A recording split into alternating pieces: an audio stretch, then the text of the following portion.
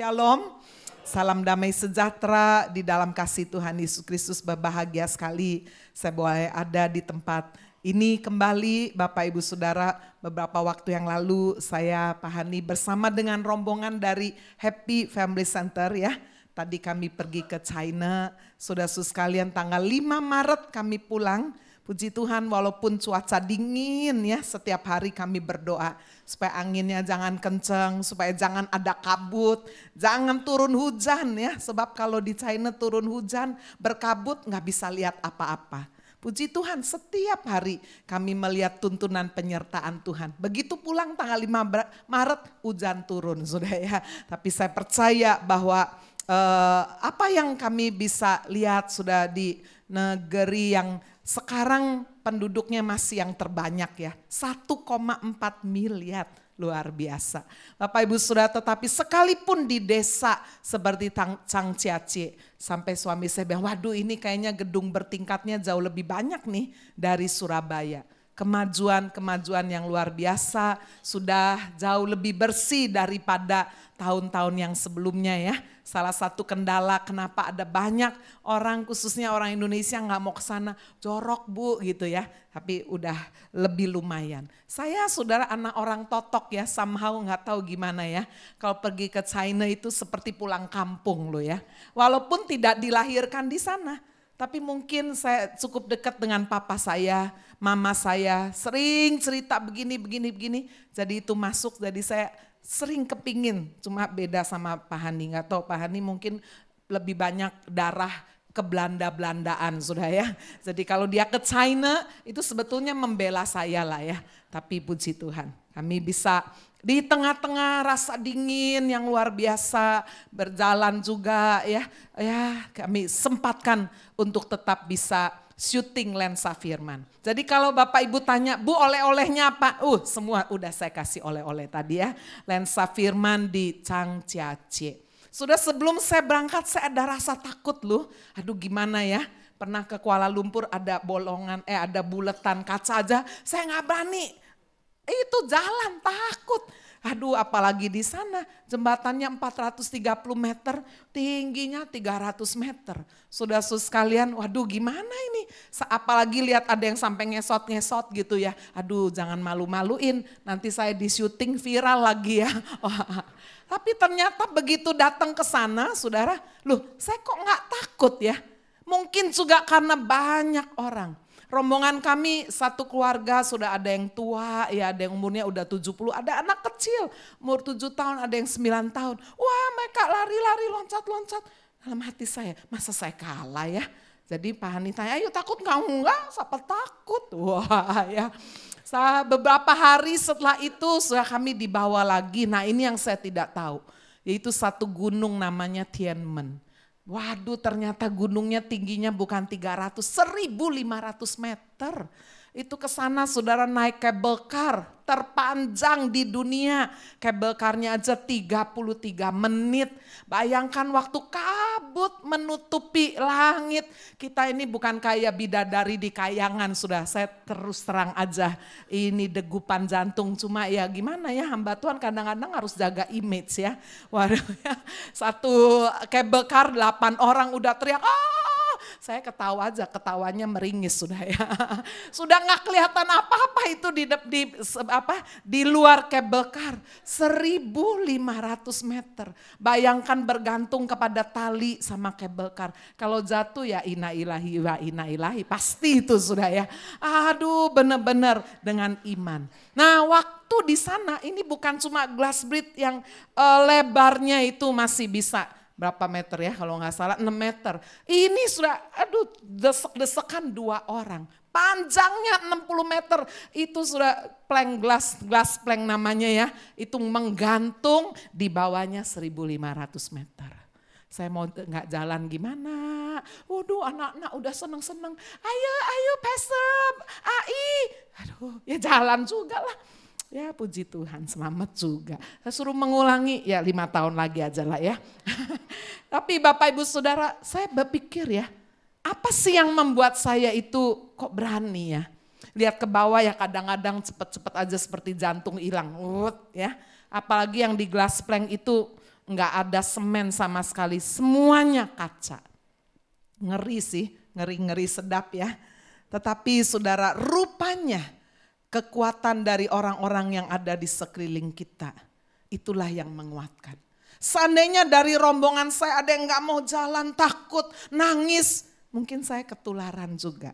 Betul sudah, mungkin di depan saya ada yang teriak-teriak, saya juga mungkin terpengaruh.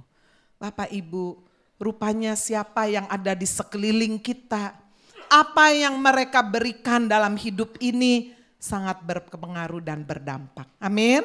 Tuhan tidak menciptakan kita menjadi makhluk individu yang diciptakan hanya sendirian, makan sendiri, mandi pasti sendirilah ya, tidur sendiri, makan sendiri, semuanya sendiri, tua sendiri, mati pasti sendiri, tapi pasti nggak bisa ngubur sendiri kan. Nah itu sebabnya Tuhan menciptakan dari sejak awal dikatakan tidak baik manusia itu seorang diri saja, Tuhan akan menjadikan penolong yang sepadan. Amin. Bapak Ibu Saudara, di dalam kehidupan Tuhan Yesus pun Dia tidak sendiri, Dia mencari murid. Nah inilah yang akan kita bicarakan Bapak Ibu Saudara dengan satu tema, subtema di bulan Maret. Pak Hani sudah berdoa dan memberikan tema yang indah ini. Disciples Life, kehidupan murid. Saya juga berdoa Tuhan apa yang saya bisa bagikan pada hari ini untuk kita boleh sungguh-sungguh dalam hidup ini tidak merasa sendirian. Hari ini sudah kita akan memahami the importance of discipleship. Pentingnya pemuritan. Bapak Ibu saudara, mengapa sih penting? Apa sih itu pemuritan? Kalau saudara lihat di dunia usaha ya, begitu banyak perusahaan-perusahaan yang berkembang luar biasa, multi level marketing. Itu sebetulnya menerapkan prinsip pemuritan. Betul sudah ya? Di mana-mana kalau saudara melihat begitu besar, begitu luar biasa. Termasuk juga di dalam perusahaan-perusahaan jasa. Apakah itu jasa perumahan, apakah itu jasa insurance. Sebetulnya menerapkan prinsip ini. Dan kalau saudara kita mau melihat sebetulnya itu semua berasal dari Alkitab. From the Bible. Itu sebabnya sayang sekali kalau kita anak-anak Tuhan yang mempercayai Alkitab adalah sebagai firman Tuhan, otoritas yang tertinggi di dalam seluruh aspek kehidupan kita manusia. Kita tidak menerapkan, kita tidak menjalankannya, sayang sekali. Nah hari ini mari kita melihat the importance of discipleship. Pentingnya pemuritan itu mengapa sih saudara? Yang pertama, karena itu adalah perintah Tuhan Yesus. Pemuritan bukanlah saudara satu upaya atau rekayasa manusia, ciptaan manusia, bukan. Tapi itu adalah perintah dari Tuhan Yesus sendiri. Mari kita melihat yang pertama dari amanat agung. Matius pasal 28 ayat 18 sampai 20. Disebut amanat agung, the great commandment. Satu perintah yang sangat besar. Mengapa saudara? Karena perintah ini diberikan sebelum Tuhan Yesus yang sudah bangkit dari antara orang mati ini naik ke surga. Dia memberikan pesan yang terakhir. Bapak Ibu Saudara kalau punya suami, punya istri, orang tua, kakek, nenek, sahabat, siapa saja yang akan meninggalkan kita selama-lamanya. Atau dia mungkin akan pindah ke luar negeri, udah gak ketemu lagi. Lalu kemudian dia memberikan pesan yang terakhir. Saya yakin. Walaupun kelihatannya pesan itu impossible, kita berupaya melakukan bagian kita. Kita berupaya sudah untuk menaatinya, untuk menjalankannya. Great commandment atau amanat agung menjadi satu pesan daripada Tuhan Yesus sebelum dia terangkat ke surga. Mari kita melihat di dalam Injil Matius pasal 28. Ayat 18 sampai dengan ayat 20. Yesus mendekati mereka dan berkata, "Kepadaku telah diberikan segala kuasa di surga dan di bumi. Karena itu pergilah, jadikanlah semua bangsa muridku. Dan baptislah mereka dalam nama Bapa, Anak, dan Roh Kudus.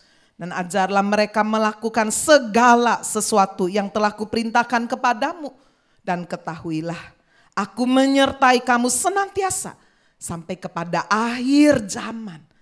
Saudara sekalian, perintah ini dimulai dengan satu kebenaran, ada kuasa yang sempurna. Supaya kita tahu bahwa yang memberikan perintah ini bukan orang biasa, bukan nabi yang hebat, bukan sekedar guru yang agung, bukan. Tetapi saudara, dia satu pribadi yang memiliki kuasa yang sempurna. Perfect power. Sebab dikatakan Yesus mendekati mereka dimulai dengan satu modal yang sangat kuat. Ketika dia berkata, kepadaku telah diberikan kuasa, segala kuasa. Bukan separuh, bukan 2/3, bukan 3/4, segala kuasa. Di surga, di bumi telah aku miliki. Telah diberikan kepadaku kuasa sempurna. Sudah bisa menunjukkan orang-orang yang hebat, orang yang sakti. Bisa kasih kekayaan, bisa kasih ilmu pengetahuan. Mungkin dia dokter yang hebat bisa menyembuhkan. Saya dengar sudah sekarang orang yang kena kanker prostat. Ya, saya baru pulang dari Berau tanggal 5, pulang dari Changjiajie itu malam. 6 Maret pagi saya udah berangkat lagi ke Berau. Sudah suskan kalau bukan kekuatan Tuhan nggak mungkin ya. Dari Surabaya Balikpapan naik pesawat. Transit sebentar, naik pesawat lagi ke Berau 2 kali naik pesawat. Datang makan, masuk hotel, istirahat supaya nggak sempat istirahat, mandi, udah berangkat lagi 2 sesi. Bukan 1 sesi loh, sudah nggak mau rugi kedatangan Agnes Maria. 2 sesi. Besoknya saya sudah disiapin, Bu besok jam 9 pagi ya. Iya, langsung sesi. Sesinya 4 sesi. Jam 9, 10.30 istirahat 15 menit, sesi lagi. Habis itu makan siang, sesi lagi. Istirahat snack lagi, sesi lagi. Tak pikir sudah mari. Enggak. Habis pulang sebentar, Bu nanti malam KKR pasangan suami istri. 1 hari 5 kali saudara. Puji Tuhan udah dilatih di Changjiajie itu udah jalan terus. Bapak Ibu saudara sekalian, saya dengar di sana ada satu bapak yang kena kanker prostat. Lalu kemudian dioperasi di Singapura. Operasinya pakai robot. Wah, bukan pakai dokter. Biayanya 1 miliar. Berapa sudah? Miliar itu nolnya 9 loh. Wow, hebat sekali. Sudah mungkin berkata, wah dokter hebat. Oke. Apakah ketika dia sembuh udah dioperasi 1 miliar akan bisa hidup selamanya? Tidak kan. Ada kuasa yang orang miliki di bumi. Dokter, orang pinter, profesor, dokter. Mungkin dia orang super kaya. Ya kayak Jack Ma mungkin sudah hebat sekali.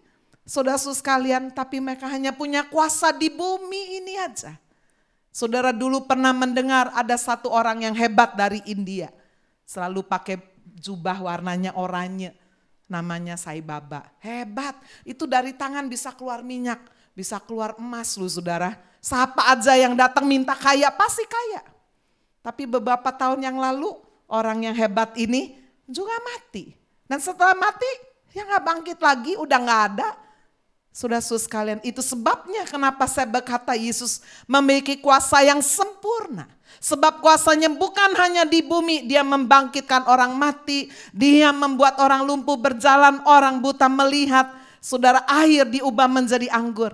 Tapi ketika dia mati, 3 hari kemudian dia bangkit, dia naik ke surga, tidak pernah mati lagi. Dia akan datang kembali. Amin. The perfect power. Kepadaku diberikan segala kuasa di surga dan di bumi. Pribadi yang memiliki kuasa yang sempurna inilah memberikan perintah.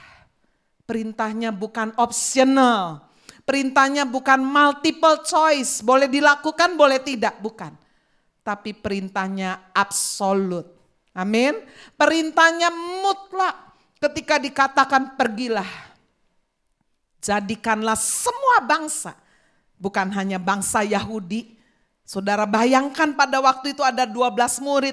Ditambah lagi sudah ada pengikut-pengikut murid-murid. Kalau saudara membaca di dalam Kisah Para Rasul pasal 1, pasal 2 ada kurang lebih 120 murid. Pada waktu itu jumlah orang Yahudi kurang lebih 4 juta. Berarti saudara untuk menginjili 4 juta orang Yahudi aja, 1 orang paling tidak harus mendatangi, membawa berita kabar baik 3 sampai 4 orang, 1 orang kalau 120 orang. Bagaimana mungkin saudara perintah ini bisa dijalankan? Pergilah, jadikanlah semua bangsa, bukan hanya bangsa Israel, bangsa Yahudi, menjadi muridku, kata Tuhan.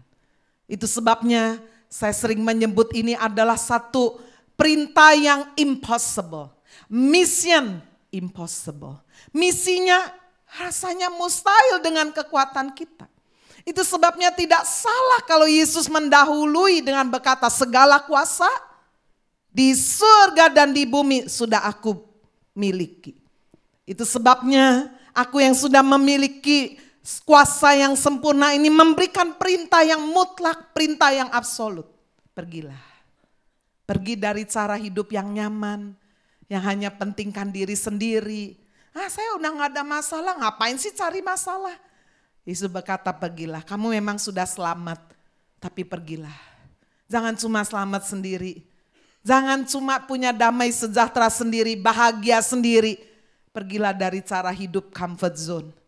Jadikan semua bangsa muridku, kata Tuhan. Amin. Jadikan semua bangsa muridku. Perintah absolut ini memuridkan. Saudara, di sini ada guru, ada dosen. Saudara, kebahagiaan seorang guru, seorang dosen adalah ketika muridnya yang masih kecil, dulu remaja, kemudian bisa jadi orang, lalu waktu ketemu saya, ketemu saudara, dia masih ingat. Bu, masih ingat? Dulu ibu dosen saya loh, saya murid ibu loh. Oh iya? Wah, kamu kok lebih hebat sekarang dari saya. Wow, ada kebanggaan. Seorang murid bisa lebih hebat dari gurunya. Saudara, di sini mungkin ada yang kerja di insurance. Saudara, dulu mungkin punya murid. Wah, sekarang mungkin dia sudah kaya raya. Lalu dia masih ingat saudara. Bapak ibu saudara sekalian, firman Tuhan memberikan perintah memuridkan. Jadikan semua bangsa murid. Garis bawahi kata murid. Bukan pengikut loh, followers. Dunia hari-hari ini sudah membawa kita kepingin punya banyak followers. Di Instagram lah, di Facebook lah, di mana-mana ya. Sampai kalau bisa beli, saudara. Ibu mau punya followers banyak? Wah, ya bayar aja berapa gitu. Itu adalah followers semu. Apa beda pengikut dan murid? Pengikut itu kalau masih senang, dia masih oke, saya nggak ada masalah dengan dia, saya terus ikut. Tapi begitu saya lihat ada satu kekurangan, kamu nggak bisa menyenangkan lagi apa yang saya butuhkan, saya tinggal, unfollow. Ya, sebodoh amat, saya follow yang lain lagi. Bahkan kalau perlu di-block kalau dicari terus. Ya, supaya apa? Supaya nggak bisa dicawe-cawe, dicari-cari lagi.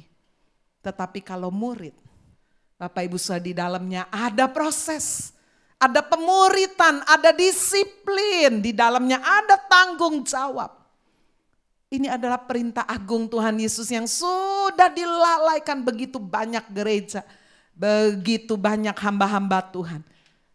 Happy Family tahun ini mau membangkitkan kembali apa yang menjadi satu perintah yang so basic, so important. Pergilah, jadikan semua bangsa muridku. Kalau sudah percaya Yesus, baptislah mereka di dalam nama Bapa, Anak, dan Roh Kudus. Bukan berhenti, oh udah dibaptis, udah cukup. Bu, dulu ini calon suami saya nggak mau percaya Tuhan. Saya udah berhasil lu bawa 1 jiwa, sekarang udah mau dibaptis. Tidak berhenti sampai di situ. Setelah memuridkan, mereka memberi diri dibaptis.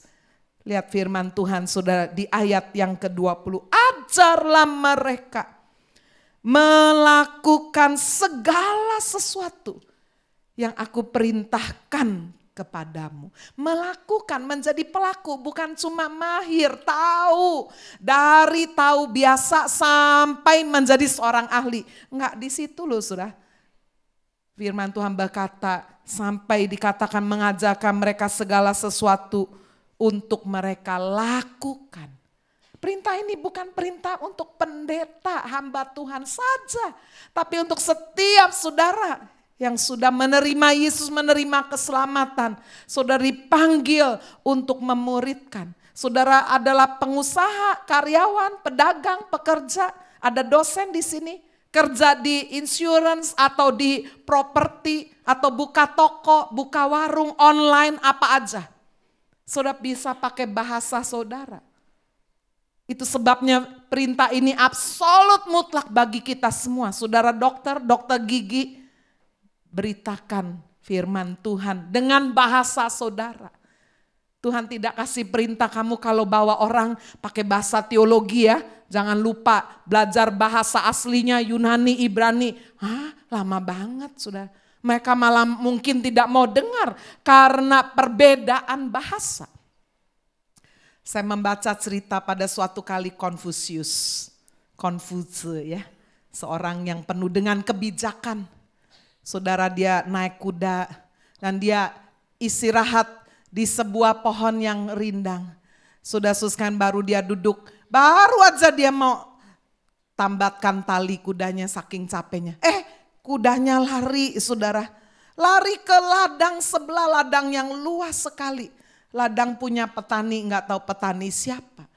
Itu ladang sudah mau panen, sudah kuning. Wah, namanya juga kuda kan. Menginjak-injak ladang itu sampai rusak. Waktu petaninya keluar, dia marah sekali, kejar saudara kuda itu sama anak buahnya. Sampai ketangkap dan mengurung kuda tersebut. Waduh, Konfusius sedih. Perjalanan dia masih harus lewati nih, dia baru aja. Sebentar dia istirahat, loh kuda udah gak ada. Lalu saudara dia memanggil anak didiknya, siswa terbaiknya, lulus cum laude. Namanya Cikung. Cikung, Lause minta tolong ya. Ini kudanya, memang salah sih kudanya. Waduh, dia lari ke ladang, nginjek-injek semuanya. Sekarang kudanya dikurung itu. Tolong ya Cikung. Langsung pergi menemui petani tersebut.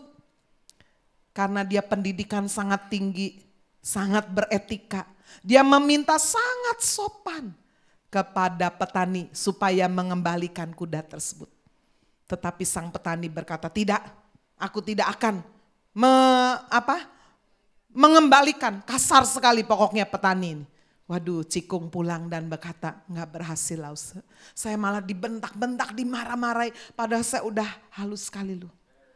Lalu apa jawab Konfusius? Ini salah saya, bukan salah petani. Seharusnya saya tidak mengirim Anda, seorang siswa sarjana yang terpelajar, begitu penuh sopan santun, berbicara kepada seorang petani yang kurang pendidikan. Kalian berdua berbicara dengan bahasa yang berbeda. Menggunakan alasan-alasan yang tidak dimengerti oleh sang petani. Membujuknya adalah seperti memberi makan seekor bison katanya dengan berbagai macam upacara gitu ya. Percuma. Lalu kemudian Konfusius mencari jalan yang lain. Dia panggil saudara tukang kudanya yang kasar. Ya. Lalu dia bilang, itu kuda saya ditahan itu sama petani ini. Lalu si tukang kuda sudah datang berkata kepada petani tersebut begini. Kamu menanam di timur, saya juga menanam di barat. Kita tidak pernah saling mengenal. Tetapi ladang kita buat kuda-kuda ini sangat mirip. Bagaimana kuda ini tahu bahwa ladang ini milik kamu bukan milik saya? Jadi dia pikir itu ladang saya, ladang majikannya bisa aja dia injek-injek. Saudara, waktu petani itu mendengar apa yang disampaikan oleh tukang kuda, masuk akal ini, make sense. Langsung mengembalikan kuda tersebut. Bapak Ibu Saudara sekalian, petani ini berhasil diyakinkan oleh si tukang kuda. Kenapa? Karena bahasanya sama, frekuensinya sama. Saya belum tentu sudah bisa menginjili pedagang-pedagang di Pabean. Mungkin nggak bisa. Siapa ini? Boksu siapa? Udah langsung udah ya. Tapi kalau pedagang Pabean didatangi sama pedagang Pabean. Sambil makan pakai kaos singlet saudara ya, sambil panas-panas dan sebagainya, ngobrol, ngalor ngidul, tidak usah singgung-singgung Alkitab dan yang lain-lain. Saudara hanya cerita saja, cerita, testimoni, bersaksi. Dulu saya penakut begini-begini, gak bisa tidur dan sebagainya. Tapi waktu saya punya pegangan, gak usah ngomong dulu gereja-gereja gitu ya, ngomong aja. Saya kemudian kok bisa ada damai sejahtera, bisa tenang. Saya bisa gak khawatir lagi. Wow, bahasanya sama. Saudara-saudara sekalian punya teman-teman yang sekelilingnya mungkin punya interest yang sama. Pedagang kah, dokter kah, arsitek, karyawan. Mungkin ada petani di sini, ada peternak di sini. Mungkin ada yang bekerja di bidang jasa, apa saja. Pergilah, jadikan semua bangsa. Ya, kalau saya boleh tambahkan, bukan hanya bangsa yang sama dengan kita. Bukan hanya orang yang levelnya sama dengan kita. Semuanya. Tidak bergantung status sosial, tidak bergantung kultur kebiasaan. Jadikan semua bangsa muridku. Dan ajarilah mereka melakukan. Bukan sebagian tetapi dikatakan melakukan segala sesuatu yang telah kuperintahkan kepadamu. Dan kalau tadi diawali saudara dengan perfect power, diakhiri dengan satu eternal promise. Janji yang kekal. Aku akan menyertai kamu senantiasa. Sampai kepada kesudahan zaman. Indah sekali. Siapa dalam hidup ini bisa menyertai saudara selama-lamanya? Orang tua? Enggak, orang tua bisa tua. Anak bisa, kalau udah punya keluarga dia sibuk sama keluarganya. So mau mengandalkan siapa? Saudara-saudara sekalian, hanya Yesus yang berkata, aku akan menyertai kamu senantiasa sampai kepada akhir zaman. Amin. Senantiasa dalam arti walaupun kita berubah, kita jadi gak setia, dia tetap setia. Berapa banyak saudara istri setia kalau suaminya setia. Begitu suaminya tidak setia, wah jangan main-main ya. Wah, saudara-saudara sekalian, melalui perintah agung, amanat agung Tuhan Yesus. Kita melihat bahwa ini kemudian dijalankan oleh murid-murid, oleh rasul-rasul di dalam gereja mula-mula. Menjadi satu pelayanan yang agung. Amanat agung ketika dijalankan menjadi satu pelayanan yang begitu agung. Mari kita melihat di dalam 2 Timotius pasal yang kedua. 2 Timotius pasal yang kedua, ayatnya yang kedua. Apa yang telah engkau dengar daripadaku? Paulus menulis surat ini kepada Timotius muridnya. Bapak Ibu kita bisa melihat tahapan tingkatan ketika seseorang memuridkan. Pertama dia harus mendengar dulu. Bagaimana saya bisa menjadi dosen, menjadi guru? Harus sebelum saya mengajar, saya harus belajar dulu. Saudara-saudara sekalian tahun 85, tahun 86, 87, tahun 90-an. Itu saya banyak berkeliling saudara di Surabaya. Termasuk gereja yang terbesar pada waktu itu. Ya, gereja di Arjuna itu dulu terbesar itu. Jemaatnya 10.000. Pendetanya Ishak Leo. Ya, orang orang totok. Bajunya putih. Piyamanya putih.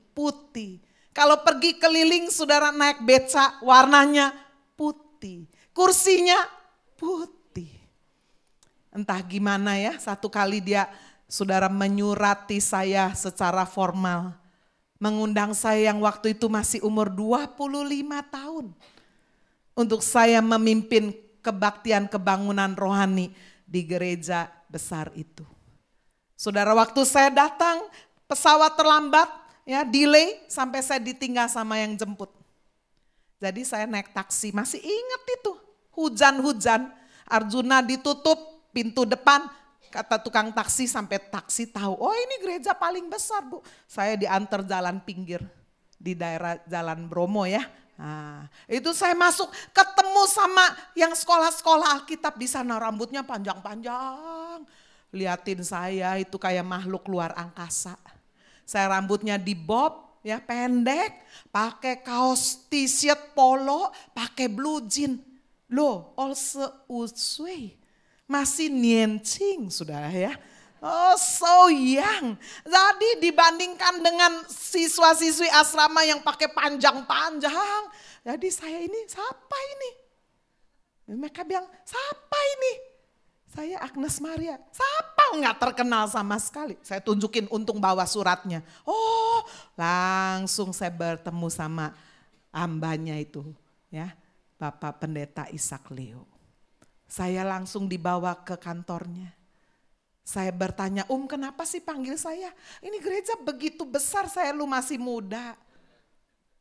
Kan perempuan gak boleh mengajar tuh kata firman Tuhan. Saya sampaikan itu karena itu menjadi pergumulan saya yang besar waktu itu. Tapi saya masih ingat jawabannya. Perempuan tidak boleh mengajar. Laki-laki pun tidak boleh mengajar. Kalau dia tidak diberi karunia mengajar. Wah, jawabannya henhau sudah ya. Jadi bukan cuma perempuan, laki pun gak boleh mengajar kalau dia gak dikasih karunia. Kamu cuma dikasih karunia aja.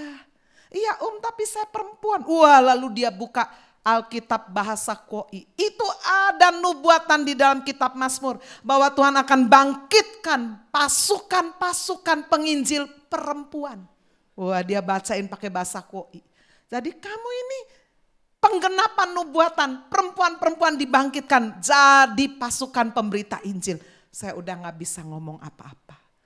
Saya percaya dia berkata kalau Tuhan kasih karunia mengajar karena kamu suka belajar. Wah saya bilang iya sih kalau suka belajar memang iya. Bapak Ibu, bagaimana kita bisa mengajar kalau kita gak suka belajar?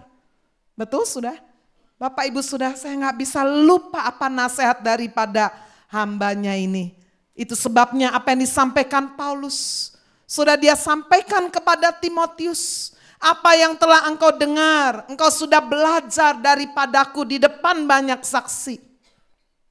Percayakanlah itu kepada orang-orang yang dapat dipercaya. Setelah kita mendengar, setelah kita belajar, jangan kita simpan sendiri, pinter-pinter sendiri. Tapi Tuhan mau setelah kita terima pelajaran pendidikan itu, kita sharingkan, kita bagikan. Setelah kita terima, kasih. Amin. Bahasa Indonesia bagus sekali loh. Coba saudara kalau dikasih barang, dikasih minum, dikasih kue. Ada di sini yang ngomong terima-terima ya. Ini orang ini gak ngerti bahasa Indonesia. Terima apa? Kasih ya. Nah saudara bisa ajarin tuh ke anak, ke cucu. Terima kasih. Artinya apa? Kamu kalau sudah terima, ada yang gak punya, kamu harus kasih. Sehingga anak saudara tidak pelit. Tidak setelah terima yang punya orang lain direbut pisan. Jangan. Terima kasih. Amin. Itu bukan hanya barang, bukan hanya apa, tapi juga pengajaran. Apa yang saudara sudah terima, kekayaan yang luar biasa, itulah Injil keselamatan. Kita dapatnya gratis, sudah gak bayar apa-apa. Firman Tuhan berkata, apa yang kamu sudah terima, sudah dengar di depan banyak saksi. Percayakan itu. Kepada siapa? Orang yang dapat dipercaya. Orang yang kemudian juga menjadi murid. Orang yang cakap, orang yang mau belajar. Supaya apa? Supaya bisa mengajar orang lain juga. Amin. Indah sekali saudara prinsip kebenaran ini. Sudah saya membaca kisah seorang pelukis yang sudah tua. Namanya Glenn Wessels. Di masa tuanya dia putus asa sebab istrinya udah mati. Saudara saya baru-baru ini semakin diteguhkan. Betapa posisi istri itu penting banget loh. Bukan karena yang khotbah hari ini perempuan loh ya. Sebab kenyataannya kalau suaminya, permisi bicara ya, meninggal dunia. Istri itu kuat loh. Jarang loh yang kawin lagi. Ada sih, tapi jarang. Biasanya apa? Wah membesarkan anak, enggak kawin lagi. Tapi saya jarang melihat, sorry ya. Nanti saya pulang enggak disalami lagi. Ya, waktu istrinya mati. Oh dia bertahan. Ya kalau udah umur 70 ya mungkin bertahan lah ya. Tapi ada tuh buktinya 70 juga kawin lagi. Ya. Kalau umurnya baru 35, 40, 45. Wah ya kawin lagi ya. Oh, itu yang ngomong dia itu ya. Jadi saya kemarin ke Berau ketemu dengan pendeta senior. Waktu KKR dia datang. Umurnya 79 udah pikun. Siapa? Nanya lagi. Lalu anaknya bilang, Bu ini papa saya pendeta. Dulu melayani dari gak ada gereja sampai baptisnya pun di Parit. Wah hebat dong. Loh kenapa papa jadi gini? Mukanya seger. Ya, lalu anaknya bilang, papa begini setelah ditinggal mati oleh istrinya. Loh kok gitu kan ada anak, ada mantu, ada cucu. Iya Bu. Dia bilang istri tidak bisa digantikan dengan anak, mantu, cucu. Jadi saudara dia mulai pikun, mulai kehilangan ya daya ingatnya. Kadang-kadang nangis sendiri gitu. Mikirin istri sudah gak ada. Waduh saya bayangkan ini pendeta sangat senior loh. Betapa sangat membutuhkan seorang penolong. Betul? Wah ya. Jadi saudara kalau kita di hari-hari yang tua ini, saudara enggak punya teman. Saudara hanya mengandalkan, oh istriku akan hidup selama-lamanya. Wah terlalu naif. Karena kita bisa kehilangan pasangan hidup kita kapan saja. Bapak Ibu Saudara sekalian Tuhan mau sungguh-sungguh kita memahami pelayanan yang begitu agung. Seperti tadi saya ceritakan Glenn Wessels ini. Pelukis tua. Putus asa karena istrinya sudah tiada. Dia udah kehilangan saudara passionnya, desire-nya untuk melukis. Lalu kemudian dia mengidap penyakit Parkinson, udah goyang semua. Sehingga susah beraktivitas apalagi menulis, melukis. Tapi untunglah Glenn Wessels adalah seorang pelukis yang tidak pintar sendiri. Dia punya murid-murid. Murid-muridnya inilah yang sering menemani Glenn Wessels. Pada satu malam Natal, ketika pelukis tua ini saudara sedang sedih di biliknya, muridnya itu datang. Membawa sebatang lilin bersinar yang tadi diterimanya di dalam ibadah perayaan Natal. Saudara-saudara sekalian muridnya ini bukan orang kaya. Dia datang memeluk sang guru maestro Glenn Wessels. Dan berkata, guru saya nggak bisa memberi apa-apa di malam Natal. Tapi terimalah lilin yang bercahaya ini. Sambil berlinangan muridnya karena melihat gurunya sudah sangat lemah sekali. Sambil mengucapkan Merry Christmas. Tapi luar biasa. Ternyata apa yang diberikan oleh sang murid, pelukan dan lilin yang bercahaya. Disertai dengan perkataan Selamat Natal. Ini seperti dipakai oleh Tuhan. Membangkitkan semangat yang baru dari pelukis tua Glenn Wessels. Sejak saat itu dia mulai melukis kembali. Yaitu melukis lukisan cahaya yang berkilau. Saudara lalu dia panggil muridnya. Lukisan ini dihadiahkannya kepada si murid sambil berpesan. Lanjutkan lukisan ini. Lukislah cahaya. Karena menurutnya inilah sumber keindahan hidup. Khususnya adalah cahaya yang diberikan oleh kasih Tuhan Yesus. Yesus sudah ada di surga. Dia ingin kita menjadi terang. Membagikan cahaya itu kepada orang-orang di sekeliling kita. Saudara murid tersebut bernama Thomas Kinkade.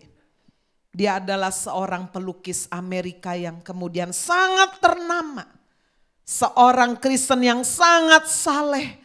Bersaksi melalui karya-karya lukisannya yang bernuansa cahaya, terang di tengah keindahan panorama alam yang penuh dengan damai. Bapak Ibu Saudara dalam hidup ini kita sangat membutuhkan orang-orang di sekeliling kita. Dan Tuhan Yesus memberikan satu format supaya kita orang-orang Kristen, orang yang percaya, murid-murid ini tidak sendirian tapi kita bisa sungguh-sungguh saudara sekalian ada di dalam satu komunitas. orang-orang yang percaya. Paulus memberikan perintah kepada muridnya Timotius untuk mempercayakan apa yang sudah diterimanya dalam pengajaran untuk bisa mengajar orang lain kembali. Sekarang mari kita melihat pelayanan agung ini juga dilakukan oleh Paulus dan Barnabas. Dicatat dalam Kisah Rasul 14 ayat 21. Paulus dan Barnabas memberitakan Injil di kota itu dan memperoleh banyak murid. Pemberitaan Injil yang di follow up dengan memuridkan. Bukan hanya pemberitaan Injil KKR besar-besaran, habis itu udah lewat sudah.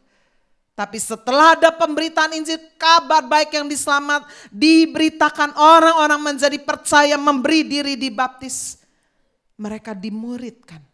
Ada di dalam kelompok-kelompok yang kecil. Saudara-saudara sekalian, sehingga perintah Tuhan Yesus berupa amanat agung memuridkan. Itu mulai menghasilkan buah. Itu sebabnya kita lihat bagian yang kedua, yaitu perubahan hidup.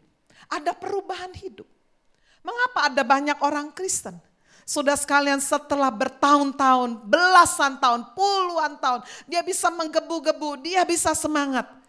Tetapi saudara, karena dia tidak ada di dalam satu komunitas yang saling mendukung, komunitas yang kecil. Ada saat di mana dia merasa lelah, nggak ke gereja lagi. Orang lain tidak tahu dia ke gereja atau tidak ke gereja, nggak tahu. Loh, biasanya ibu itu duduk di situ, kok nggak tahu? Tapi rumahnya di mana? Nggak tahu. Hilang begitu aja.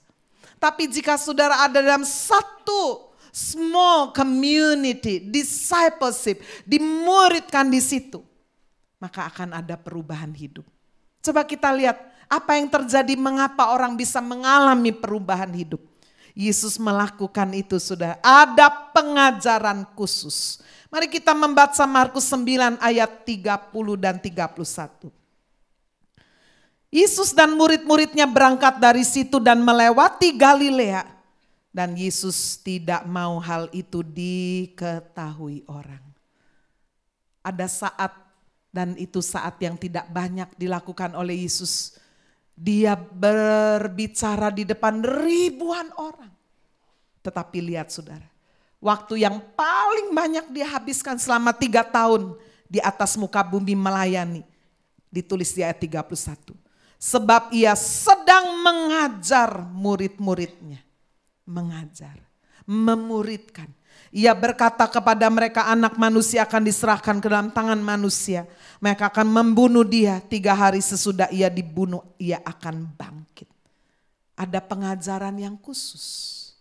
Bapak ibu saudara, gereja ini sudah memulai sejak dilahirkan tahun 2003 bulan April. Bulan Mei kami langsung memuridkan. Ada kelas yang khusus, pengajaran yang khusus. Kelas-kelas training. Bapak ibu saudara-saudara sekalian, ini juga dilakukan oleh gereja mula-mula. Kisah Rasul pasal 2 ayat 42. Kalau kita membaca bagaimana kehidupan para rasul yang dipenuhi Roh Kudus. Menghasilkan pemberitaan Injil yang penuh dengan kuasa. Di dalam ayat yang ke-42 kita membaca hasil kebangunan rohani. 3.000 orang percaya, Yesus bertobat, memberi diri dibaptis. Gedung gerejanya belum ada. Apa Petrus berkata, ya nanti kita kebaktiannya tunggu bangun dulu ya. Nyumbang dulu ya. Enggak. Di mana mereka berbakti? Di mana mereka beribadah? Kisah Rasul 2 ayat 42. Mereka bertekun di dalam pengajaran rasul-rasul dan dalam persekutuan. Dan mereka selalu berkumpul untuk memecahkan roti dan berdoa. Di rumah-rumah. Bapak ibu saudara sekalian, tahun ini Pak Hani sebagai gembala benar-benar menerima suatu visi itu. Untuk kita mau building Christ culture. Membangun kultur Kristus. Ya, bukankah tema tahunan kita building Christ culture. Membangun kultur budaya Kristus. Apa budaya Kristus? Mengajar, memuridkan. Saudara-saudara sekalian, gereja mula-mula bisa bertumbuh dimulai dari kelompok-kelompok yang kecil. Ada pengajaran yang khusus. Tapi bukan hanya itu, bukan hanya pengajaran. Tapi sudah ini yang tidak bisa dilakukan di kelompok yang besar seperti ini. Yaitu saling memperhatikan. Ibrani 10 ayat 24. Dan marilah kita saling memperhatikan. Kata saling, each other. Saudara-saudara sekalian, kalau dalam kelompok besar, hanya sebagian aja yang bisa dekat sama saya. Berani Bu Agnes. Tapi enggak semua. Mungkin ada yang sampai hari ini juga sudah enggak pernah berbicara. Ya, 4 mata dengan saya. Enggak pernah. Hanya dari jauh saja melihat. Tapi kalau saudara mempunyai satu komunitas yang kecil, saudara bisa berbagi, saudara bisa sharing. Jumat yang lalu saya membuka satu family cell di daerah barat di Geraha Family. Ada 12 orang dewasa yang berkumpul, ada 6 anak ikut juga, anaknya sel sendiri, sudah ngobrol sendiri. Kita 12 orang.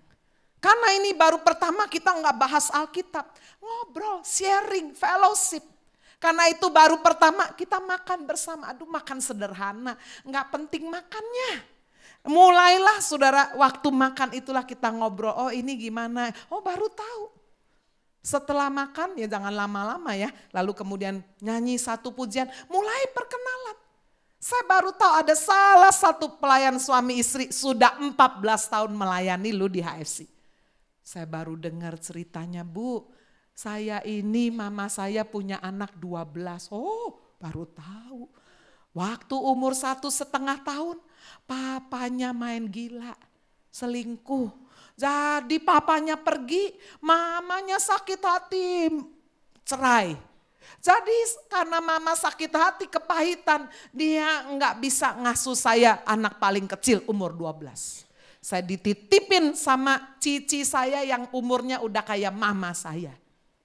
Karena cici saya juga punya anak, jadi saya nggak terlalu diurus. Oh saya baru tahu. Ya, saudara, ternyata dia punya satu masa lalu yang pedih.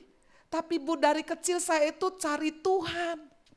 Untunglah Tuhan berikan saya suami, anak tunggal suaminya. Keluarga baik-baik, papa mamanya baik.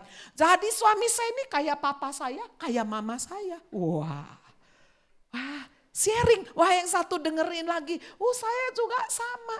Waktu kecil papa saya judi, mabok, sampai ninggalin mama saya. Wah, dari itu sudah keterbukaan, saling menguatkan, saling melengkapi. Saya nggak sebut namanya ya. Karena apa? Karena sharing ini kan hanya terbuka di dalam kelompok itu, bukan untuk dipamer-pamerin. Tetapi saudara, bisakah itu terjadi dalam kelompok besar seperti ini? Nggak bisa. Kamu siapa? Ini siapa? Tapi kalau dalam kelompok kecil, biasanya rumahnya berdekatan. Kita bisa saling memperhatikan. Kita bisa saling mendoakan. Itulah yang dilakukan sudah di dalam jemaat mula-mula. Tadi Kisah Rasul 2:42. Yakobus 5 ayat 16, hendaklah kamu saling mengaku dosamu, saling mendoakan. Indah sekali.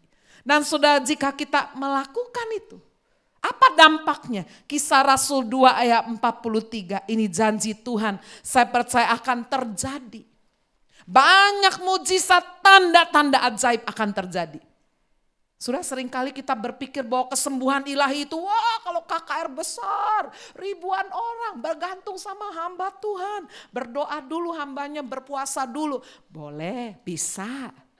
Tapi setelah itu apa saudara? Apakah kesembuhan ilahi hanya bisa terjadi di lapangan-lapangan yang besar? Alkitab mencatat saudara. Kisah Rasul 2:43.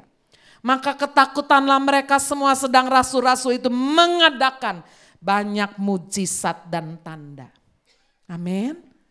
Sudah ketika ada kesehatan, kesatuan, saling melengkapi, saling mendukung, yang kuat menguatkan yang lemah. Nanti yang lemah kalau sudah dikuatkan, dia akan menguatkan yang lain. Dan firman Tuhan berkata ketika mereka saling mendoakan, ada mujizat, ada tanda-tanda ajaib terjadi. Saudara percaya Bahwa tanda ajaib dan mujizat itu seringkali terjadi karena apa? Karena orang itu dipenuhi kasih. Amin. Saya sering saudara mendoakan orang yang menurut saya aduh gak ada harapannya. Tapi karena saya mendoakannya dengan penuh kasih, mujizat terjadi. Amin. Dan itu bisa dilakukan bukan pendeta besar, bukan gembala. Tapi saudara, melalui kelompok kecil, small community, yang di Happy Family disebut sebagai family cell. Sudah ada pembaruan, ada perubahan hidup. Sehingga dampak yang terakhir, yang ketiga, yang terakhir. Ketika kita melakukan perintah Tuhan Yesus, perubahan hidup mulai terjadi. Apa yang sungguh-sungguh menjadi dampak bonusnya? Pelipat gandaan. Kisah Rasul pasal 2 ayat 47. Sambil memuji Allah dan mereka disukai semua orang. Dan tiap-tiap hari Tuhan menambah jumlah mereka dengan orang yang diselamatkan. Ini saudara sasarannya. Ketika kita menjalankan perintah Tuhan Yesus, ketika kita ada di dalam kelompok-kelompok yang kecil, kita menerima pengajaran, ada pujian, ada fellowship, saling memperhatikan, saling sharing. Makanya family cell itu enggak boleh 50 orang, 100 orang. Itu namanya kumpul-kumpul.